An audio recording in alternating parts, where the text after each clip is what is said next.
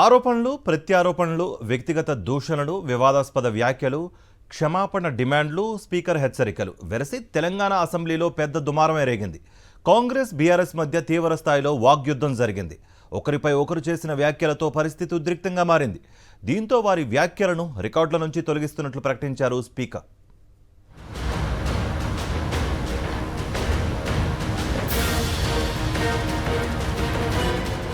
Telangana assembly అంతా Congress versus BRS అన్నట్లుగా నడిచింది.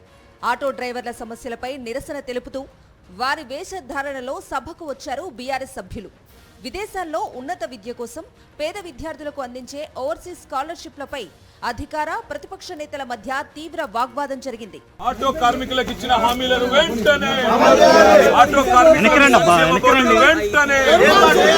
పెండింగ్ బిల్లులు ఇవ్వకుండా విద్యార్థులను ఇబ్బందులకు గురిచేస్తున్నారని బీఆర్ఎస్ ఎమ్మెల్యే వివేకానంద్ ఆరోపించారు.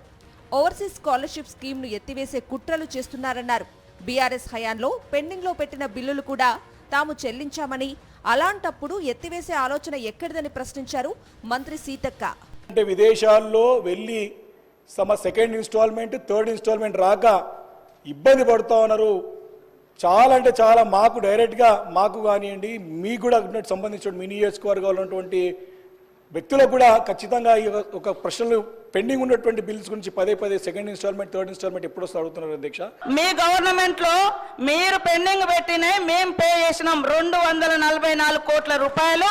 మీరు పెండింగ్ పెడితే మేము వచ్చిన తర్వాత 140 కోట్ల రూపాయలు క్లియర్ చేయడం జరిగింది. ఇంకా ఎత్తివేత అనేది ఉంటే ఇంకా క్లియర్ ఎట్లా చేస్తాం సార్? ఇంకా ఉంచరా అంటే అన్ని ఆల్ డిపార్ట్మెంట్స్ కి సంబంధించి కాబట్టి మాకు కొన్ని ప్రాసెస్ చేస్తా ఉన్నారు. ఇంకా కొన్ని నిబంధనలు పెట్టి తీసుకొస్తారు. ఈ క్రమంలోనే కాంగ్రెస్ ప్రభుత్వ పాలనపై తీవ్ర ఆరోపణలు చేశారు ఎమ్మెల్యే వివేకానంద. దీన్ని సీరియస్ గా తీసుకున్న శాసనసభ వ్యవహారాల శాఖ మంత్రి శ్రీధర్ బాబు రూల్ బుక్ కు విరుద్ధంగా వ్యవహరిస్తున్నారని ఆగ్రహం వ్యక్తం చేశారు.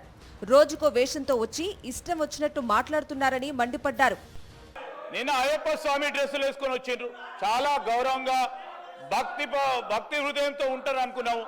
మళ్ళా మధ్యాహ్నం చూస్తే అదే లొల్లి, అదే గడబడు. ఈరోజు ఆటో సోదరులకు సంబంధించిన డ్రెస్ వేసుకొచ్చిండ్రు. చాలా సంతోషం. వారి సమస్యలను గుర్తించిందని అనుకుంటా ఉన్నాం. వారు ఇక్కడ కూర్చున్నప్పుడు ఏం చేసిండ్రు అధ్యక్ష? ఆటోకు సంబంధించిన వారి ఆటో రిక్షాలకు సంబంధించిన ట్యాక్సులు పెంచారు. వారికి కొత్త పర్మిషన్లు ఇవ్వలేదు. కాంగ్రెస్ సభ్యుల నిరసనతో ఎమ్మెల్యే వివేకానంద్ వ్యాఖ్యలను రికార్డుల నుంచి తొలగిస్తున్నట్లు ప్రకటించారు స్పీకర్ గడ్డం ప్రసాద్ కుమార్. ఈ సమయంలో తమకు అవకాశం ఇవ్వాలంటూ పదే డిమాండ్ చేసిన ఎమ్మెల్యే పాడి కౌశిక్ రెడ్డిని సస్పెండ్ చేస్తానని హెచ్చరించారు. వివేకానంద గారు మాట్లాడిన అనుచిత వ్యాఖ్యలను రికార్డుల నుంచి తొలగిస్తున్నాను. ఒక ఎల్ఏ మినిస్టరు, ఒక సీనియర్ శాసనసభ్యులు ఈ విధంగా చేసుడు మీకు భాయం అనిపిస్తుందా?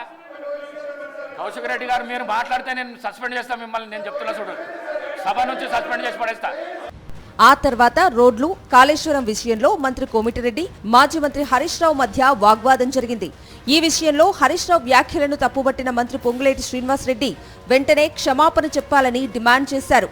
వ్యక్తిగతంగా వ్యక్తులని పాయింట్అవుట్ చేస్తూ అనుభవం ఉన్న మీరు ఏదైతే మీరు మాట్లాడారో ఇది చాలా అభ్యంతరకరమైన పదం. తప్పకుండా ఇది మీరు కాదు, మేము మాట్లాడినా వ్యక్తిగతంగా ఇట్లా తప్పు. ఇక్కడ దీనికి సభా సాక్ష్యంగా మీరు క్షమాపణ చెప్పాలని డిమాండ్ చేస్తున్నాను. ప్రభుత్వ విప్ బీర్ల ఐలయ్య సైతం వివాదాస్పద వ్యాఖ్యలు చేయడంతో సభలో గందరగోళం నెలకొంది. దీంతో హరీష్ రావు, బీర్ల ఐలయ్య వ్యాఖ్యలను రికార్డుల నుంచి తొలగిస్తున్నట్లు స్పీకర్ ప్రకటించారు.